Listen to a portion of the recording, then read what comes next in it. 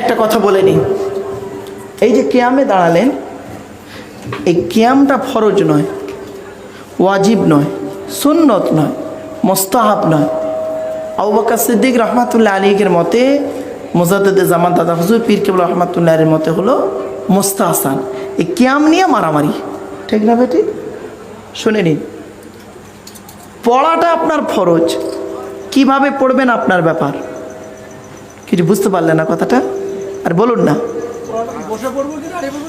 ওটা আপনার ব্যাপার। আপনি নবীকে কিভাবে সম্মান করবেন, কি করবেন, সেটা আপনার ব্যাপার। ছোট্ট একটা কথা বলি, উদাহরণগুলো দিই, দিলে বুঝতে পারবেন। সালাম পাঠ করা ফরজ, সালাম পাঠ করা ওয়াজিব, সালাম পাঠ করা সুন্নত, সালাম পাঠ করা হারাম। কতগুলো দিক বেরোলো দেখলেন? একটু খুলে বলি। এটা কি? জোরে বলুন। চুল। এটা ভুরু, চুল নয়। এটা গোঁপ, চুল নয়। এটা চুল, দাঁড়িয়ে, আর নিচের দিকে গেলুম না, ওই পর্যন্ত থাক। তাহলে বস্তুটা হলো এক। কি বলবো, আফসোস আজ মুসলমানদের, বস্তুটা হলো এক। আপনাকে যদি এক্ষুনি একটা আতরের খাপের ভিতরে অন্য জায়গার একটা ওই চুল এনে যদি দিই, আপনি তো চুমা খেতে শুরু করে দেবেন, ঠিক কি না? মারুফ সাহেব দিয়েছে, খারাপ হতে পারে না? মনে রাখবেন, বস্তুটা হলো এক। স্থান, কাল, পাত্রভেদে নাম আলাদা, মানে আলাদা, মর্যাদাও আলাদা, ঠিক না বে ঠিক? এবার আসছি, সালাম পাঠ করা ফরজ। কোরআনে আল্লাহ পাক বলেছেন, আলেম উলামা ভাই যারা আছেন তারা বুঝতে পারবেন।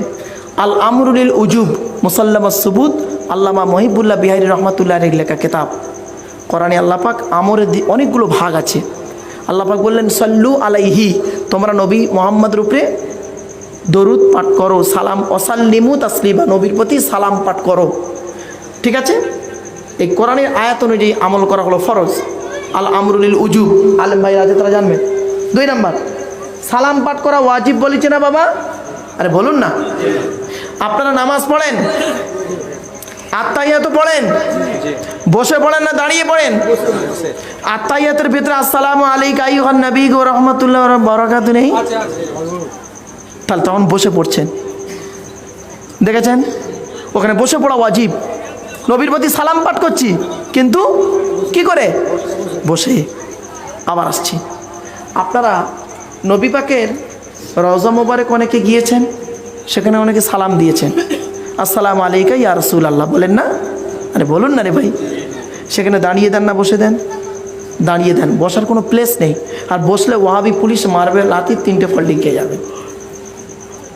আবার দেখেন, সালাম পাঠ করা কি বলেছি? হারাম বলিনি? হ্যাঁ, পায়খানার ভিতরে ঢুকে অনেকে দেখবেন বিড়ি রাখলে মাল বেরোয় না, ঠিক না বেটি? বিড়ি রাখলে ওনার ক্লিয়ার হচ্ছে না। অনেকে পায়খানার ভিতরে ঢুকে আপনি করছেন কি, পায়খানার ভিতরে পায়খানাও পিচ্ছেন, গুনগুন গুনগুন করে বেখে আলে ইয়া নবী সালাম আলাইকা, হারাম। তাহলে বুঝতে হবে, স্থান, কাল, পাত্রভেদে নাম আলাদা, মানে আলাদা, মর্যাদাও আলাদা। এবার আসছি কিয়াম। এই দাঁড়িয়ে পাঠ করাটা বিভিন্ন লোকের বিভিন্ন মত। কেউ বলেছেন দাঁড়িয়ে পাঠ করাটা আমার মতে ফরজ, কিছু বুঝতে পারছেন? কেউ বলেছেন দাঁড়িয়ে পাঠ করার দরকার নেই, বসে পড়াটাই ফরজ। কেউ বলেছেন দাঁড়িয়ে পাঠ করাটা আমার কাছে ফরজও নয়, সুন্নত নয়, মুস্তাহাব নয়, মুস্তাহসান, ভালো জিনিস। কেউ যদি দাঁড়িয়ে পাঠ করে ভালো জিনিস, কেউ যদি কোনো কারণে বসে পাঠ করে তাকে জোর করে তুলে ঝগড়া করেও কোনো লাভ নেই। কিছু বুঝতে পারছেন আমার কথা? তাহলে মারামারি হবে কেন? আবু বকর সিদ্দিক দাদা হুজুর পীর কেবলা রহমাতুল্লাহর মত কি শুনে নিন। তার মত হলো, যদি কেউ নবীর সামনে দাঁড়িয়ে আদবের সহিত সালাম পাঠ করে, কিয়ামের সহিত সালাম পাঠ করে, সেটা তার ব্যাপার। যদি কেউ যদি দাঁড়িয়ে করে তাকে জোর করে বসাইও না। আর কেউ যদি কোনো কারণে নিজে বসে সালাম পাঠ করে তাকে জোর করে দাঁড় করিয়ে বিশৃঙ্খলা সৃষ্টি করিও না।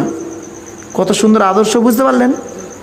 এই কমন সেন্সগুলো মতো আমরা ঝগড়া করতে করতেই পাগলা, সামান্য জিনিসে লে মারামারি। সেজন্য বাপেরা, আমি আবু বকর সিদ্দিক রহমাতুল্লাহ আলাইহির মতপথটাকে গ্রহণ করে নিয়ে সালামকে ফরজ মেনে কিয়ামকে মুস্তাহসান মেনে করছি। ইয়া নবী সালামু আলাইকা ইয়া রাসূল সালামুন আলাইকা, ইয়া হাবিব সালামুন আলাইকা, সালাওয়াতুল্লাহ দয়াময় আল্লাহ যিনি কি নিয়ামত পাঠালেন তিনি, চিনিল না মক্কাবাসিনী, চিনিল বনের হরিণী। ইয়া নবী সালামুন আলাইকা, ইয়া রাসূল সালামুন আলাইকা,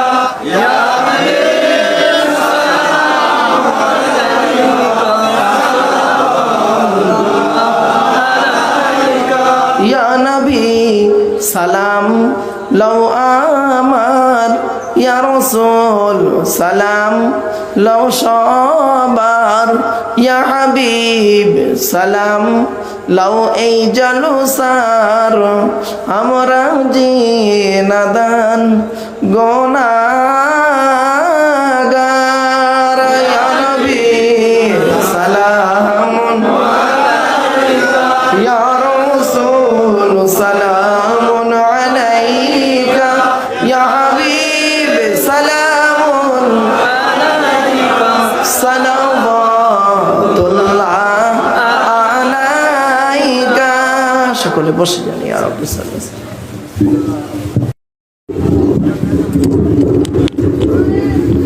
সকলে বিসমিল্লাহ সূরা ফাতিহা শরীফ একবার, 3 বার সূরা ইখলাস আল্লাহ শরীফ 11 বার দরুদ শরীফ পাঠ করুন। বাড়ির মা বোনেরা সকলে মোনাজাতে শামিল হন।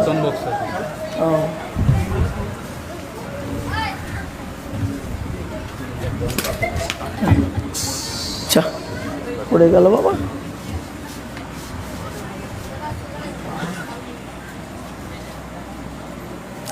অনেক লেগেছে দেখতে পাচ্ছি।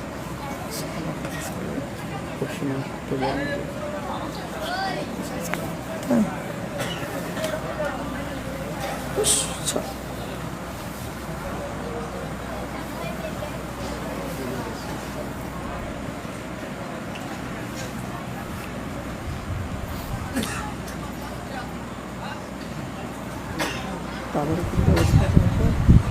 বিরিয়ানি কখন দেবে, কখন দেবে? মোনাজাত যখন হবে তখন। হ্যাঁ হ্যাঁ বাবা, তাবারুকের ব্যবস্থা আছে তো? হ্যাঁ কখন দেওয়া হবে বাবা? মোনাজাত শেষে? ও তো হুড়োহুড়ি করবে। ওই মোনাজাত চলতে চলতে দেবেন নাকি? ও বাবা ও কাজ করো না। আমি একটা কথা বলি, আমি ওইটাই জিজ্ঞাসা করবো, আজকে ভুলটা ভাঙবো বলেই বললাম। মোনাজাত করতে করতে যখন তাবারুক দেওয়া হয়, সত্যি কথাই বলছি, আমি নিজের চোখে দেখেছি। আমি স্টেজ থেকে নেমেছি, একজন পীর সাহেব উনি মোনাজাত করছেন আর আমি দূর থেকে ফলো করছি, আর সেই সময় লোক তাবারুক দিচ্ছে। একটা বয়স্ক লোক, সে একটু খেজো মার্কা, খেজো বোঝেন, সে মোনাজাত করছে আর দেখতে যে তাবারুক কার কার পড়তেছে। এখন ওকে দিতে তাবারুকটা ভুলে গেছে। কমিটির ছেলে তাবারুক ওর পাতে পড়ে নে বলে ও মোনাজাত করতে করতে বলছে বাবা এই তাবারুক দে। আমি ভুলে গেছি মোনাজাত করছে, ও দেখিনি, দে আগে। বাবা এইটা না করে আগে দিয়ে নিন, আপনারা পড়ুন, দেওয়া হয়ে যাক, 2 মিনিটে দোয়া করবো, নিয়ে টেনশন করতে হবে না। অন্তর্যামীকে জোরে বলুন আল্লাহ। তাবারুক দেওয়া হয়ে যাবে, বলবেন, পড়তে থাকুন সকলে।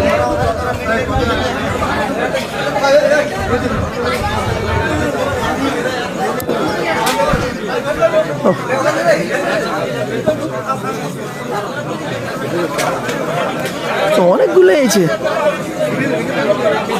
1 2 3 এক একটা নাকি কি বলিস বলিস একদম বলে দিচ্ছি।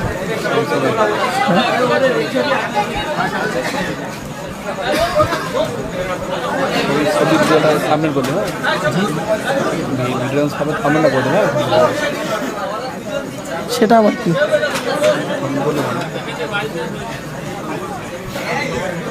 ছবি দাঁড় করিয়ে দেবে, তাই তো? টুপি ছাড়া যেন দিইনি। না সেটা এই জন্য এখানে ছবি তুললাম। একটা যাওয়ার সময় পার করবো।